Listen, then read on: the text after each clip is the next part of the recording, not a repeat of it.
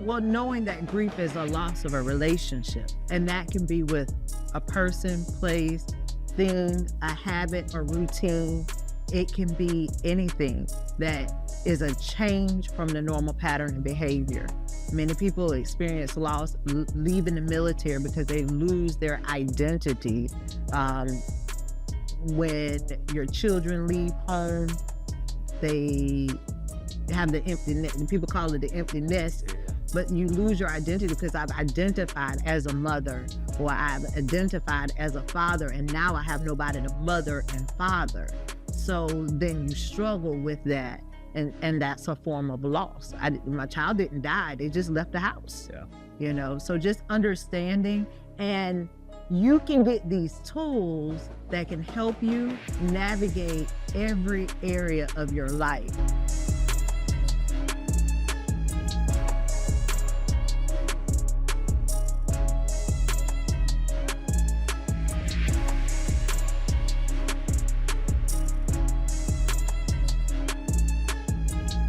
Welcome world, welcome family to another episode of the EL2A Podcast. I'm your host, Jamie Gilmore Jr. And to the right of me, we got a very special guest, all right? This guest that we have on today, she's the founder of H3 Haven, CEO, but she's also a cut different mom. We got Miss Yolanda Mitchell with us today. How you doing today, Yolanda? I'm doing well. Thank you for asking. I appreciate you for being here today. It means a lot for us to be able to dive into your story and learn more about H3 Haven and see where you're at and then see where you're going. So I appreciate you for being here. Thank you. All right, but before we get there, I need y'all to do something for me. All right, I need y'all to stop right now, and I need y'all to like, subscribe, and comment. Do you understand why it's important that people like, subscribe, and comment? Do you know why? No, why is it important? So it's important because it helps our platform, you know what I mean? It pushes it further when they like, subscribe, and do all those different things. But you know why they also should do it? Because it's free. It don't cost you nothing, right? It don't cost you nothing to show some love. Make sure y'all showing some love. Y'all already know what we got going on. We got Cut Different Academy coming soon. Come invest in the future that's going to change the world. What's up, EL2A family, man? Come invest in the futures that are going to change the world. What you see here right now, man, we are reimagining education, right? We are giving these young boys and showing them who they are and where they're going. We're creating a school-to-career pipeline, and it's happening right here on this property, man. So let's go, EL2A fam. We're going to have a QR code that pops up. You scan that code, all right? And it's going to take you and tell you everything you need to know to come help us invest in the futures that's going to change the world. Let's go. Yeah.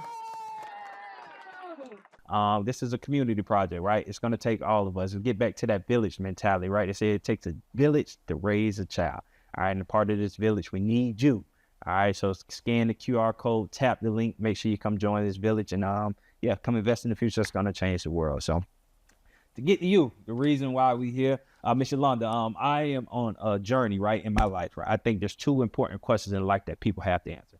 Who am I and where am I going, right? Who am I and where am I going? Who am I, the identity, where am I going? That's the vision. If you're able to answer those questions, I feel like that's the recipe for life. Obviously, we're here to talk more about you. So I want you to tell the people, who is Miss Yolanda Mitchell? Well, first, I am a child of God. I love the Lord. I'm a woman. I'm a registered nurse. I'm a mother, founder of H3 Haven, who help individuals after devastation happen and give them tools. But I love being a mother, friend, sister, just a regular human being that want to invest in others to do well. Yeah. One thing I love viewing, when I do these episodes, I do my research, right? And after going through your website, one thing that caught my eye is it identified you as a servant leader, right? Mm-hmm. And that's a cliche thing. A lot of people like to say I'm a servant leader, but I want to understand when you say you're a servant leader, what does that mean to you?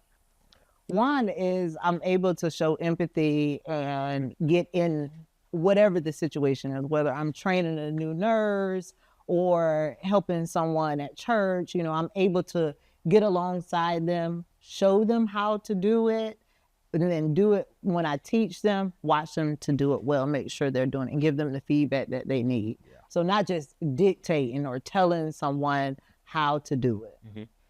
Mm-hmm. You're the founder of H3 Haven now. You're sitting here and I can bet you could think about all the things that need to be done for H3 Haven right now, right? Yeah. And I want you to set that aside for a second, and I want to go back, right? Let's take a journey way back, you know what I mean, in the beginning of time, And tell me, who was Yolanda growing up? Well, Yolanda was insecure. She was sad, bullied. She felt unloved. She felt ugly, even though she wasn't ugly. But on the outside, I looked bubbly and happy. I was laughing and playing. I went to school. I did well in school. So most people around me didn't know. I was a church girl. All my friends, elementary school, middle school, they knew that I was going to go to church. They didn't want to do certain things around me because I was listening to church music. Yeah. So I seemed like a happy, good girl, but inside I was struggling. Mm-hmm. Where did that come from? So in the space that we are in, as you start working with kids, you understand that that hurt comes from somewhere. And as you've seen yourself some way, was it people telling you that you were ugly, or just you saw, like, what made you feel you were ugly, and what made you start feeling that way about yourself? So when I was in 4th grade, I remember I went to a field trip and I started feeling pain in my back. We didn't know what was going on. I went to the hospital. My mom had the doctors do tests on me, and I found out I had scoliosis. Mm. So that was life-changing, but I went into a back brace. I had to have a brace like from my breast down to my hip, and it was hard. It was different. I was just not really looking like my peers, and it was painful, and the brace didn't work. Mm-hmm. So I had to have surgery when I was in the 5th grade for scoliosis. I was out of school for 2 or 3 months, missed my graduation for 5th grade and different things like that. So kids bullied me. They called me the Hunchback of Notre Dame. They talked about me. I felt like the boys didn't like me. So I just always felt like an outcast at school and among my peers. Yeah. When you think about moments like those, I'm pretty sure you can remember those moments vividly, like they were happening today, right? When you think about how those things shape who you are today, what effect do you think, like, those experiences, like being called those names and having to deal with that, how does that shape you into the woman you are today? Well, it helped me look at individuals as individuals, to look past whatever their disability is or their shortcomings or whatever their exterior is, whether you think that person is different or have a disability or handicap, just to really see who that person is versus what the naked eye can see. Yeah. How did you survive those silent battles as a youth? So, because it's hard, right? And we see it daily, like our youth, they go off the deep end, right? They checking themselves into these, like, things are happening with our youth. For yourself, how did you survive through those tough times? For me, I found a safe place in church. I went to church. I would ask my mom or my dad to drop me off at church, being around the youth programs, getting involved with things with the church, because the kids at the church didn't pick on me. So I wanted to be around someone where I could be myself and be free to be me. Yeah. The church is funny. The church that we just had a guest on, his experience with the church was, it not that it was a bad experience, but he kind of, when you grow up in the church and then the church gets in a situation to what, then you run away from the church.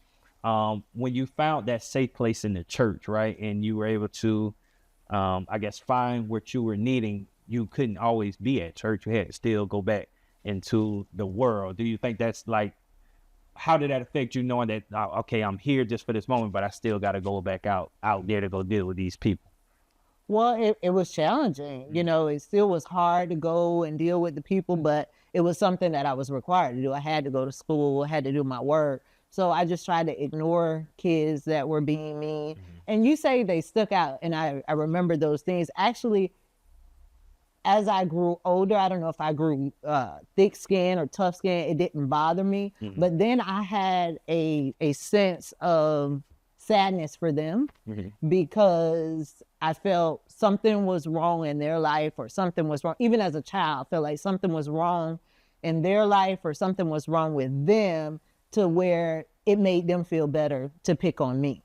And so I felt bad for them. And I didn't really hold grudges. I had some friends that would get mad at kids for picking on me, and some of them would even fight, but I wouldn't, engage in a negative way with them. Yeah. So you're able to go through all that, and you still bossed up, built your successful life, and 6-figure earnings and all those different things. What allowed that young lady, what did that young lady have in her that allowed her to still go through all that and put herself in a better situation probably than most of the people that was looking at her and picking on her? What did you have inside you that allowed you to do that?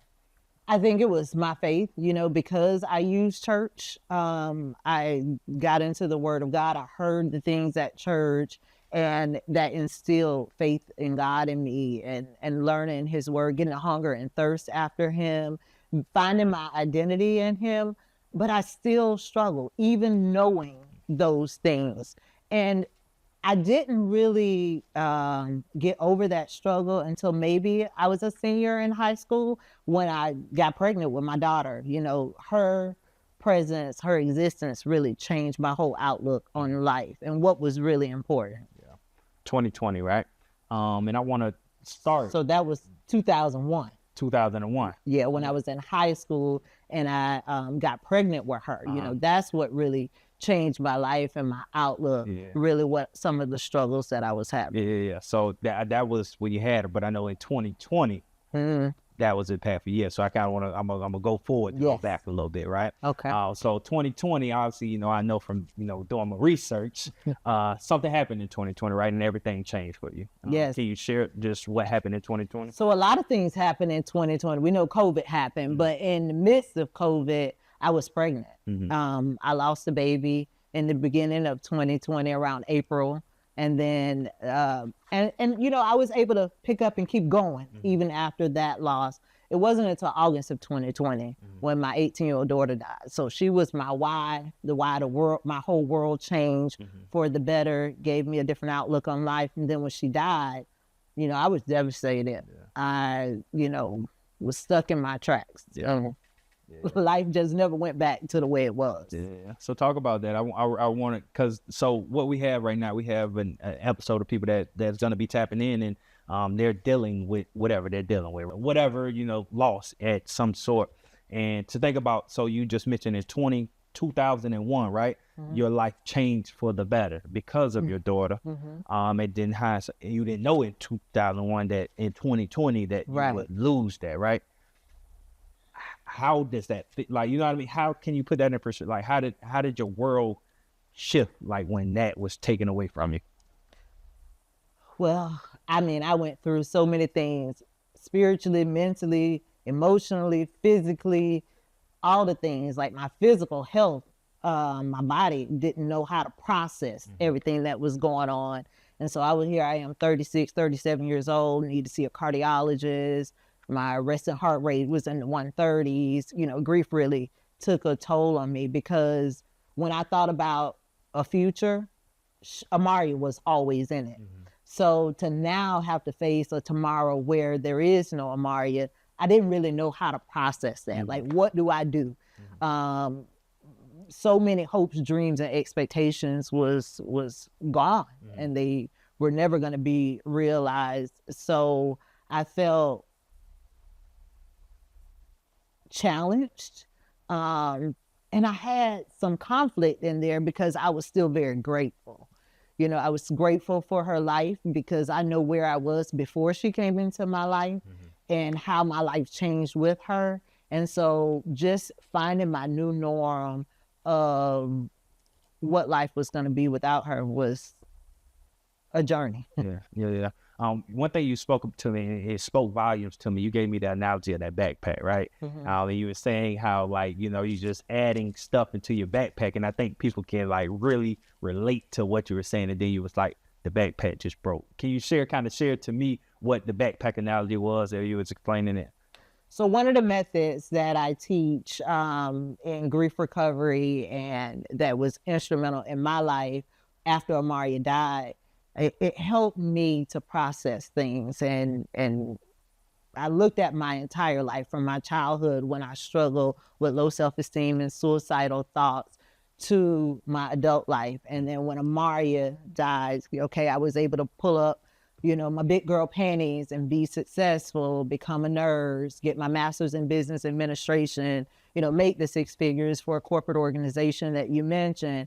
But then when Amaria died in 2020, none of that mattered. Like it was irrelevant. It meant nothing in that moment because that's when my backpack straps broke. So the analogy you speak of is everybody, when you're born with the empty backpack. And as life happens, whatever goes on, maybe your dog die or your cat die, maybe one of your parents go to prison or leave the home, or your parents divorce, whatever, you just continue adding weight to that backpack, whether it's marble size, golf ball size, basketball size, whatever it is, you just keep going, right, because life got to keep going. And, well, shake that off, you have so much to be grateful for. Just keep going. How can this make you a better person? But then when my daughter died in 2020, like, I've mentioned it like 4 times already, nothing else mattered. Mm-hmm. It's because I didn't have tools to deal with that. Yeah. Nobody prepared me to deal with it. Okay, you break up with somebody, love yourself, get with somebody else. We're taught, replace the loss, all these things. It's a solution for it. But I got to something where there was no solution. They picking on me. Well, is that who you really are? They don't even know you. So it don't matter what they say. You can shake some of that stuff off. They call you a name. That's not me. They talking about themselves. Mm-hmm. So we can keep going. But when I had a miscarriage, and not to minimize that because that's a big deal, but I didn't hold that child. I didn't have that. So I could keep going. Mm-hmm. When Amari died, it was like, okay, what do I do now? Because I can't even find anything. I've been in counseling before. Okay, I went back to counseling. That wasn't working. Mm-hmm. I've been in church most of my life because that was my safe place, even growing up as a child. So I'm going to church. I got my pastors. I got my friends. I got my family. And I'm still struggling. Like, this is not working. What am I going to do to get through where I am? Yeah. So I just had to find new tools. Yeah, I like that. I was going to ask it too. We're going to go forward, but I want to ask you, so where was your faith? Because you say you were so strong in the faith. So after all these different things, I can only imagine. And well, let me ask you, I don't want to put words in your mouth. Where was your faith at that time? It's like God, what's going on? Like, where was it? So many people don't know the whole story about Amari, and I won't go into all of it, but I will say that she was on life support for about a week at the hospital, had to start dialysis, had surgery. Like, they were doing all they could to save her. And I even got a report from one doctor that she was brain dead. I still believe. So my faith was still very strong in the midst of what I saw. And it was strong in the fact that I know that God is able, and I know that he can. I know that he's a miracle worker, not just in the Bible, but in the present day. I know people that's walking the earth now that was deemed brain dead, and they're in their right mind and can hold a conversation with us. So I have present day testimony. So I still believe until the very end that God could have brought my daughter out. So I did not doubt in my faith, and I still gave God glory and honor through everything that I went through, because there's purpose in it. I didn't understand it in the time. And, I work with clients, and some clients get angry with God. Mm-hmm. Some clients turn away from God, and I don't judge them. I don't criticize them for that. I don't think they're weak-minded for that. But I personally never had that, because I know God used Amari to save my life, because I myself was suicidal. And until she came into my life, giving me hopes, dreams, and expectations for the future, and wanting to create this life for her, to where I never thought about taking my life again. So she was a gift to me. Mm-hmm. And so now that gift is no longer here in the physical form, what am I to learn from this? Yeah. I went on a journey seeking, how can I alleviate this sorrow that I'm feeling, and then what can I do as a result of it? Yeah, that's a powerful perspective. If you think about that happening, and you're saying you literally felt like you couldn't breathe, right? you're here today, so you had to start breathing again, right? So I want to kind of get into, so how did you start breathing? You just talked about traditional counseling didn't work. You talked about even, you know, church at some point didn't help. It was like, what helped and what helped you start breathing again? So a mom who I didn't know at the time reached out to me through social media. Mm-hmm. You know, she had experienced the loss of a child, and I asked her, you know, I just asked questions. I was willing almost to try anything, like, what helped you? And she was like, I've tried everything. But what helped me the most in this process was the grief recovery method. Mm-hmm. And I was like, well, what is the grief recovery method? And she referred me to a specialist in Gainesville. I reached out to her, Tanya Edwards, God rest her soul. She passed away earlier this year, but she came to my home every week for 8 weeks. Wow. And she walked me through this evidence-based method that changed my world. And as I was going through it, about halfway through it, I'm like, wow, this is so powerful. And I didn't know about it. Mm-hmm.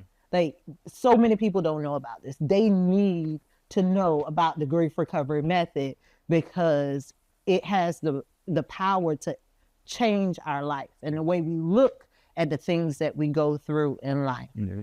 So you're using the grief recovery method. Like, how did it help you? Like, what about that helped you that counseling didn't help? Because it helped, grief recovery method not only helped me deal with the loss, hopes, dreams, and expectations I had with Amaria, you know, being a first-time mom, graduating college, all those things. It helped me to name those things that was taking my breath away, give it a voice, and to express how I felt about it. Mm-hmm. It helped me to release those things that I could not change. And then it also helped me go back into my childhood, to the little girl that was broken and sad. It helped me to give her a voice so she wasn't suffering in silence inside of me as a successful adult woman. Mm-hmm, mm-hmm. So once I was able to do that, I was able to release those things that even tormented me in my childhood that I had suppressed so far down at the bottom of that backpack. I was able to unpack all these different things in the backpack, face it, and deal with it. When you think about the practice, it helped you. What was one of the first things, and I don't know if you can, but if you can, so say somebody's watching this, right, and they're dealing with grief and they don't know where to start and they don't know about GRM, right? But there was something that when you started doing this process, the first thing that you was like, oh my gosh, this helped me. What was that activity? What was it that maybe someone else can do in their situation that they're going? Obviously, it may not be, they may not can do it to the level of what could be done if they did it with an expert, but what is just something someone could do at home right now, you know, just to help them to be able to see that this works. Or if that can't happen, just talk about the activity or whatever it was that you did, that the first thing that you did, you were like, wow, this helped me. Well, it was just an aha moment to know that grief is normal and natural. It's nothing to be ashamed of or to have to hide. So redefining it. Redefining what grief really is and knowing that it's okay. Because sometimes we can say things that are true and we can say things that make sense intellectually or even spiritually. Being a woman of faith, biblically, you know, we can say things that make sense and it's true according to what we believe, but it's not helpful. Yeah. You know, telling me that she's not suffering. Oh, she wouldn't have wanted to live that way. That might be true. Or that, you know, to be absent from the body is to be present with the Lord. That is true if that's according to your faith. At the same time, I miss her now. Yeah. I'm hurting now. How does that help me now? Yeah. So tell me this, what is for the people and for people like me? So just to give you guys a little secret, right now I'm opt myself into a grief recovering course, helping children with loss. Helping with children with loss course with Miss Yolanda Mitchum, and it's been excellent so far. We 2 sessions in, but I do want you to, can you redefine or tell the people, because you helped me. right? You helped me. When I think of grief, I think bad, right? Grief sound heavy. It don't sound like what I've been able to learn. But can you explain to me and the people that's watching, what is grief? So grief is a normal and natural reaction to loss of any kind or a change. It doesn't have to be death or divorce. It can be conflict and feelings that we feel or that we have, we think of grief as a bad thing. So one of my goals, and then I'm gonna go back to it. One of my goals is to normalize talking about grief. Most of the time people see me, I've had some people tell me, as the grief person. Well, nobody wants to talk about grief because nobody wants to be sad. Like, that's bad. But grief doesn't have to be bad. It could be the birth of a new baby. It could be graduation from, college or high school. I'm going off to college in another state for the first time. I'm the first one of my family to do that. I'm scared and I'm happy at the same time. Yeah. Can I talk about being scared, or you just want to hear the happy part? Yeah, no, that's real. And I know, so even what we're doing when it's helping children, so you've been able to take this tool or these tools that helped you, and now that you're focusing on them to folks like myself and others to be able to help children dealing with grief. What is one of the biggest misconceptions with children when it comes to grief? Well, that they're resilient and they're just gonna get over it. We'll think that I made it through that. They can make it through it too. Yeah. So I think that's a misconception, and also understanding that our children aren't always going to tell us what's going on, especially if they don't feel safe. Yeah.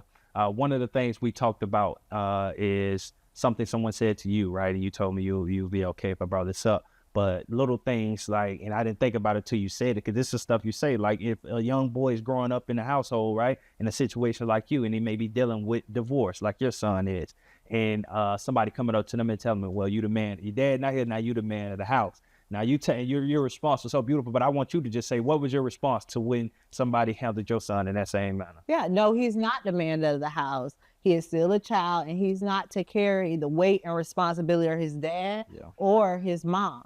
We are adults, and putting that extra pressure on our children too soon forces them to grow up and deal with things that they're not ready, they're not built to deal with. Yeah.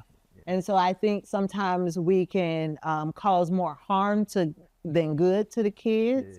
I know sometimes children are put in situations where they may have to look after their younger siblings, and that's okay. I'm not judging or saying that that's wrong. But when they feel they have to be strong at such a young age, it hinders them from being transparent and vulnerable when they are in need. Yeah. So I wrote this down. This is something I wanted to get an answer from. So how can parents help children grieve without unintentionally passing down emotional suppression? How can parents help children grieve without unintentionally passing down emotional suppression? So basically, to the point what you're just saying, putting that extra pressure on them. So how it's, because most parents don't know. Let's be real. Like, a lot of people not doing these things just because they want to. They just don't know how, because nobody ever told them, right? So they're just doing it. So if my son or somebody I knew that got parent dealing with divorce, I probably would say that same thing. Like, hey man, you the man now. You got to be tough for your mama and for your siblings. Like, now it's time to grow up. You know what I mean? And I just put some added pressure on him that he didn't even ask for. How can we be, as adults, as people watching this, how can we be or better help children who are dealing with grief? I think what we're doing right now, having conversations, is the first step, because you have the opportunity to become aware of, this is how I was taught to do it, or this is what I observed and learned from others. Is there another way? Or what happens if I try it this way? So they don't mean to pass down, but we often do what we've seen somebody else do or what we've heard somebody else do. And so our children will do the same thing. We model for them healthy grieving practices. And in that scenario, because I'm going through loss, when I got a divorce, that was a loss of a relationship, change in our family dynamics. So I'm going through my own feelings and emotions and lifestyle changes, things that have to be modified even in our finances, in our home. So I'm dealing with that. I don't want to be so consumed in what's going on with me that I don't see what's going on in my child. Yeah. So sometimes just taking that moment to check in with the child to see how they're doing. Yeah. And when you put that extra burden, okay, now you got to be the man of the house, they may feel, okay, I'm going to do this, I'm going to do that. To be strong for somebody else, let me not share what's going on with me. Yeah. Maybe I'm angry with one of the parents and I can't say it. Yeah. How can a parent start that conversation? So how you just said, like going to your child and making sure and talking to them. Like, again, people don't know how, so it may be uncomfortable. How can a parent start that conversation about grief with their child? And obviously, we know it can be different, but what do you advise a parent to do to even just roll into a conversation about that? Because you know how that parent child conversation is. They really sometimes they don't even really want. How's your day? Good. I'm good. I ain't nothing wrong. So how do you be an example, okay. Right? So you can share. You know what? I'm really struggling with these changes. You don't have to unload or share all of your burdens and stress with them, but being honest, right? Yeah. So going first, saying, I'm having a really hard time with this adjustment, so they can see, oh, she don't got it all together. Oh, she is upset. She's crying. Because they may think you're happy about it. But yet, when you go behind closed doors, you're crying, you're sad, you're stressing, but you don't let the children see it because you got to be strong for them. Yeah. So you're being strong for the child, and they don't see you grieving. They're being strong for you. They don't let you see them grieving. But then they turn to other things as their outlet.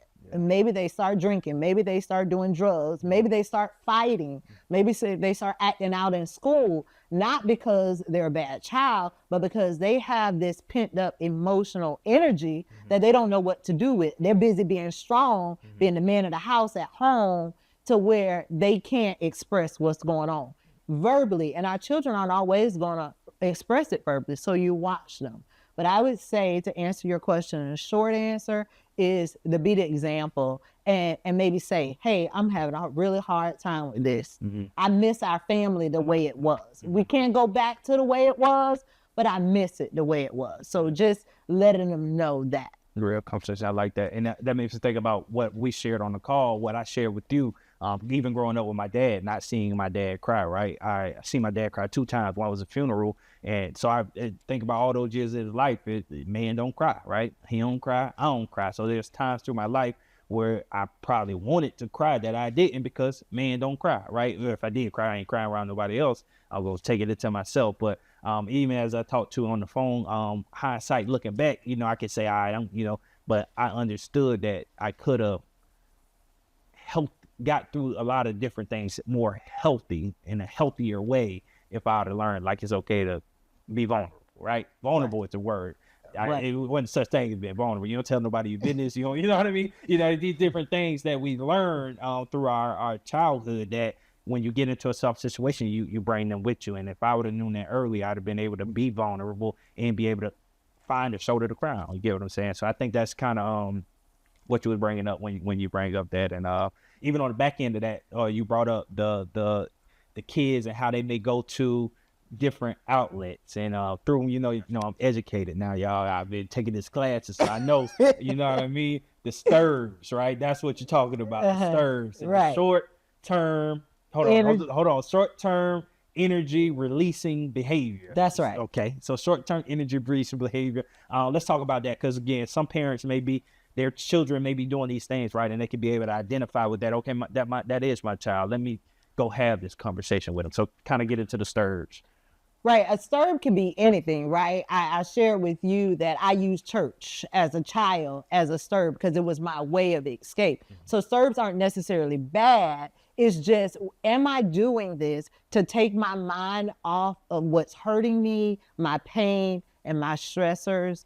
Or am I doing this because I enjoy it? So sex, exercise, social media, eating, drinking, binge watching TV, retail therapy. All of those things can be seen as a serve, but they can be good in moderation. So finding out why they're doing it. You know, you have kids who are cutting themselves. They don't want to kill themselves, but they're causing physical harm to themselves, you know, to take their mind off the mental or the emotional pain. And so, and maybe they're numb and they want to feel again.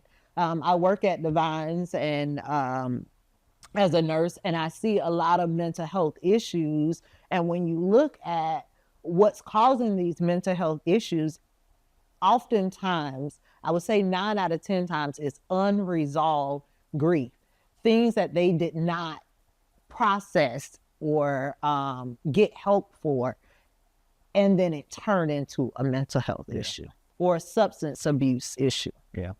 Thinking about the children these days, you know how I make you sound old when you start talking about, boy, you little ones these days different, which is true. And, you know, I'm not far removed, but even we grew up in different generations, but we can both agree looking at the kids today, they just different. With that being said, from your expertise looking at just the population of kids that we're dealing with in today's society, what's wrong? Like what's gotten into the water to where our kids are, I don't even know what the word to put. I think you get what I'm saying. Like, what's up with our kids? Well, I don't know if it's so much of our kids as it is our generation, right? Because we get to go first. We get to be the example.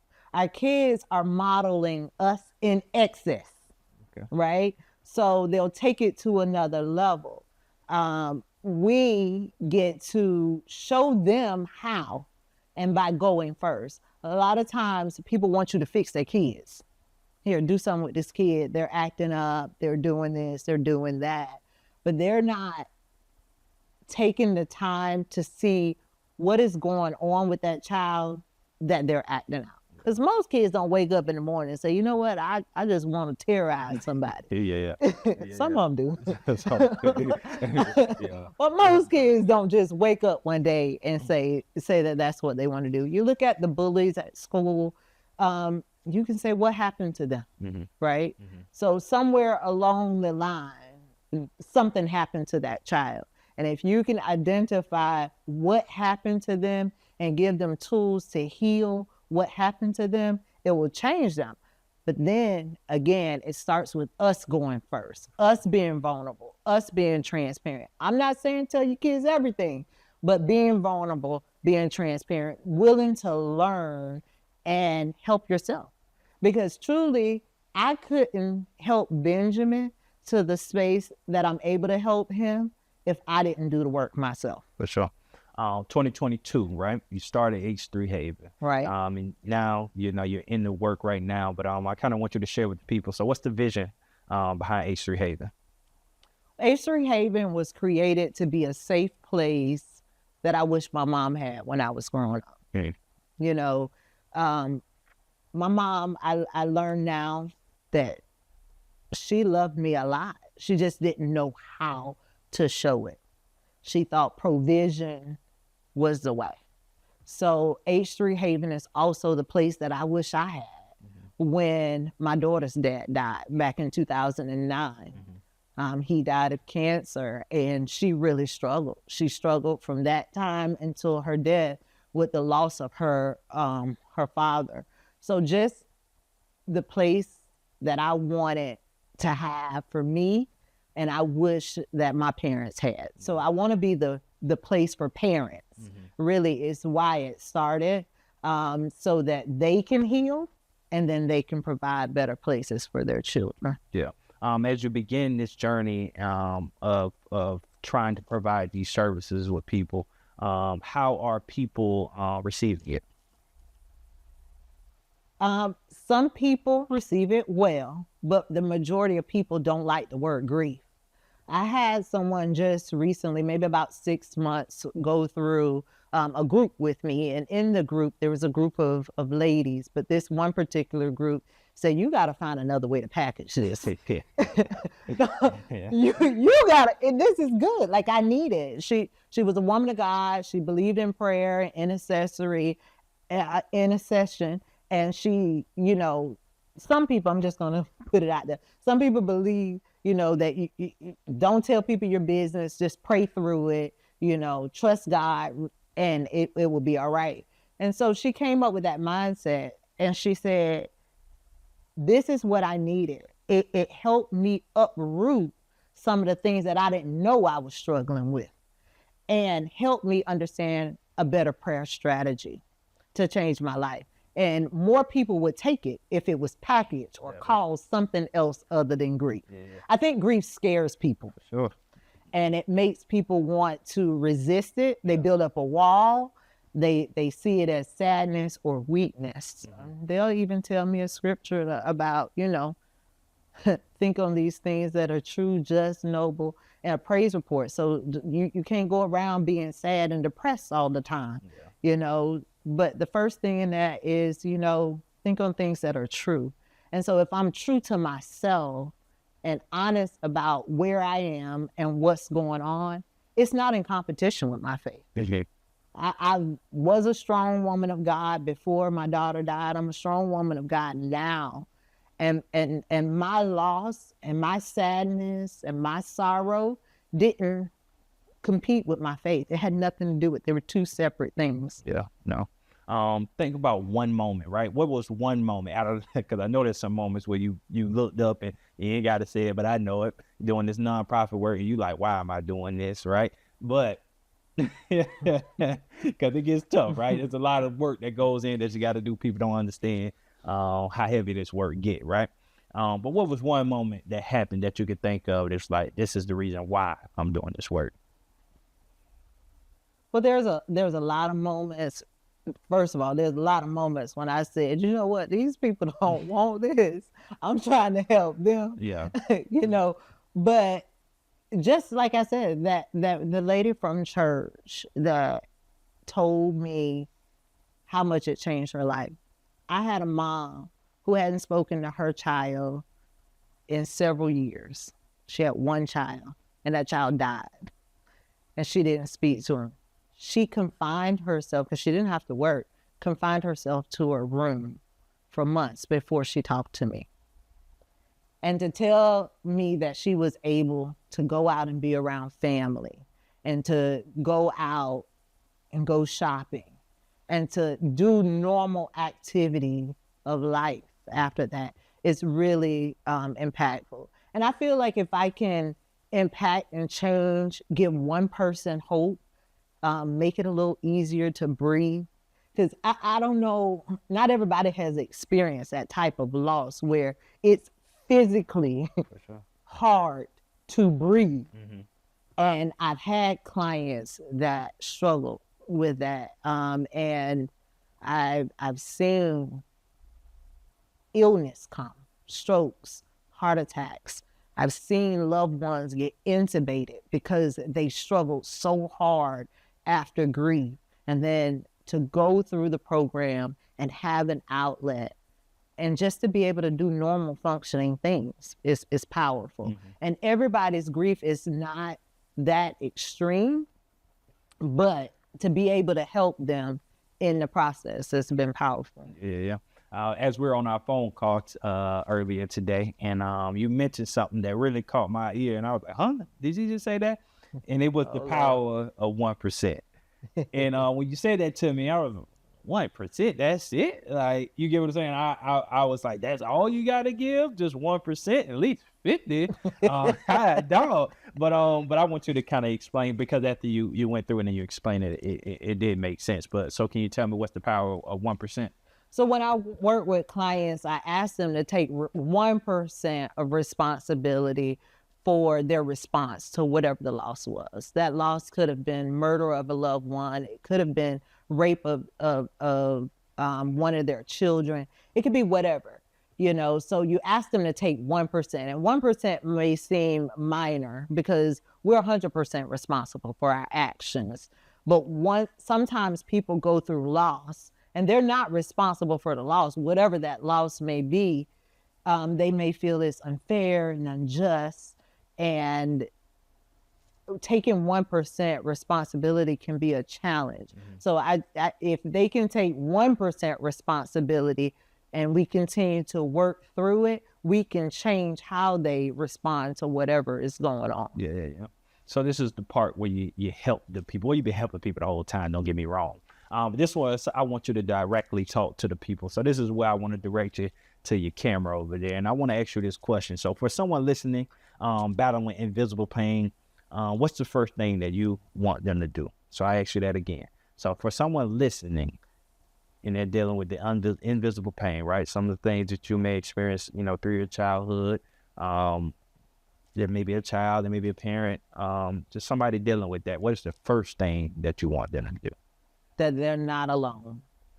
That what you're going through is real, is valid, and you're not alone. You don't have to suffer in silence, that there's resources available for you.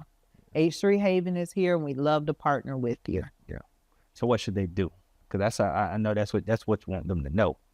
What do you want them to do? So you as an expert, right? And so for me as someone in this space of mentoring young men, if I feel like a young man doesn't know who he is or where he's going, the question that I think I think he should start right now and get a journal, right? An everyday journal about his feelings. And through that, he'll be able to figure out more about himself, which will help him gain confidence and blah. That's what I think you should do first. What do you think somebody should do first thing if they're dealing with this invisible pain and they're hiding and masking? You did state what you want them to know, but I want to know what you want them to do. I would say educate yourself and surround yourself with people who support you. There's resources on our website where you can get 61 tips. I have a free open talk coming up on December 28th. Just reach out, get educated, and find the path that's for you. If I am not the right specialist for you, I have plenty of specialists that I can refer you to. You do not have to suffer alone. Yeah, I love it. What legacy do you want H3 Haven to leave in this world? Legacy I want H3 Haven to leave in the world is to have more healthy homes, more healthy families, and healthy homes emotionally. Because I think that's important for us to be whole and balanced. We can teach them success and we can teach them identity, but grief is inevitable. Everybody is going to experience loss in this life. It is, are you going to have the proper tools to deal with it? Because suffering is a choice and you don't have to suffer in your silence. It's a bar. I can automatically tell you that what you just said, that's going to be cut out, and that's going to probably be one of the first clips that go. That was the bar, what you just said. So, again, I greatly appreciate you for being here. I think this was a wonderful episode. And I think my biggest takeaway, right, and I can give, I'm going to flip it to you, and I want you to give your biggest takeaway that you want people to take away from this whole conversation. But mine is the re-identifying what grief is. Again, when I hear grief, that feels heavy and it feels negative. But even through just having this conversation and the conversations and sessions we had, just understanding grief is just a normal, basically everyday, thing. And I hope I may not be saying that right, but just normalizing in a sense. When I hear grief, I feel like something just heavy and negative is going on. And through saying with you, like we say, just grief can be from a kid changing schools, which could be a negative experience for that kid, but it doesn't have to be death. It doesn't have to be so like these big heavy things that we think about. And that's what I was identifying it with. And I think you should do your research, as she's saying, and definitely connect with her to learn more. And I think if we can do ourselves again, the village mentality by educating ourselves, so we can also get this game to the youth and be able to help them navigate themselves in the right direction. So that's for me. So what do you think your biggest takeaway you want people to walk away with? Well, knowing that grief is a loss of a relationship, and that can be with a person, place, thing, a habit, or routine. It can be anything that is a change from the normal pattern and behavior. Many people experience loss leaving the military because they lose their identity when your children leave home, they have the empty nest. People call it the empty nest, but you lose your identity because I've identified as a mother, or I've identified as a father, and now I have nobody to mother and father. So then you struggle with that, and that's a form of loss. My child didn't die; they just left the house. You know, so just understanding, and you can get these tools that can help you navigate every area of your life. So yes, it's called grief recovery, but the tools are life skills that'll change your life.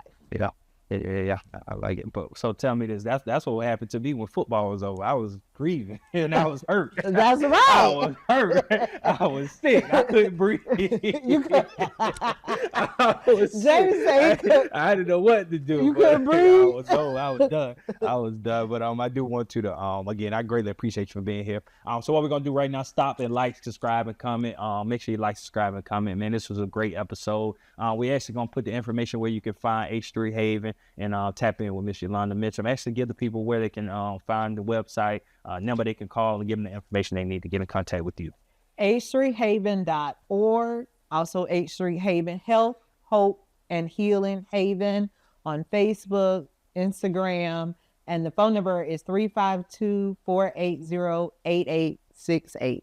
I love it. So this is something new that we're going to end our podcast like this, and from here on, we're going to end the rest of our podcast like this. This is a concept that came to me to be able to end it. So again, we are on the EL2A Podcast, which exposure leads to access, right? So this came through the mindset, as you can even see the man breaking the chain, right? The hands breaking the chain. That's like you being free, right? And we believe exposure leads to that, to you freeing yourself from the chains. So I want to ask you, first of all, what does exposure leads to access? What does it mean to you? And how has access changed your life? So as you was talking and I looked at that, I think of freedom. I think of freedom once I'm not held by hurt, pain, unforgiveness. We talk about unforgiveness. So freedom from unforgiveness, I feel liberated. So that is what I get for me personally and for my clients at H3 Haven. And access, what has access done for me?